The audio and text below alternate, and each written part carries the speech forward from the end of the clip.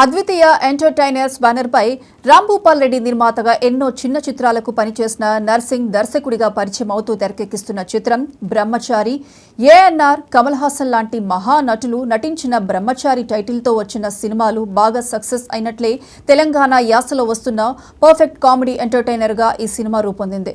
యూట్యూబ్లో short films చేసే మల్లేశం హీరోగా నటించిన ఈ చిత్రం మే 10న థియేటర్లో విడుదల కానుంది. దయచేసి టీం అందరూ ముందుకు రావాల్సిందిగా కోరుకుంటున్నాము.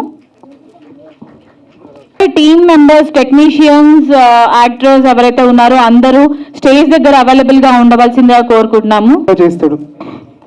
ముఖ్యంగా ఈ సినిమా గురించి నేను ఒక కొత్త విషయం కూడా చెప్పాలి. సినిమాని నేను ముందే మేము కలిసి చూసాము. మేము ఇచ్చే నంది అవార్డు కోసం కూడా మా కమిటీలో ఉన్న కొందరు జ్యూరీ మెంబర్ చూశారు. దుబాయ్లో జరగబోతుంది. కాకపోతే ఏంటంటే ఎలక్షన్స్ ఉన్నట్ల కొంచెం లేట్ అవుతా ఉంది. దానికోసం రిలీజ్ అయినా దీనికి నంది అవార్డు కంపల్సరీగా వస్తుంది. ఎందుకంటే అప్లై చేసిండ్రు ఆల్రెడీ. మా జ్యూరీ మెంబర్స్ కూడా, జ్యూరీ కమిటీ మెంబర్స్ కూడా చూస్తున్నారు. మేము బాగా నచ్చింది. మంచి కామెడీ మూవీ. డెఫినెట్గా డెబ్యూ మూవీగా ఫస్ట్, అంటే కొత్త ప్రొడ్యూసరు, కొత్త డైరెక్టరు, కొత్త హీరో. దీనికి మూవీకి నంది అవార్డు వస్తుంది తప్పకుండా.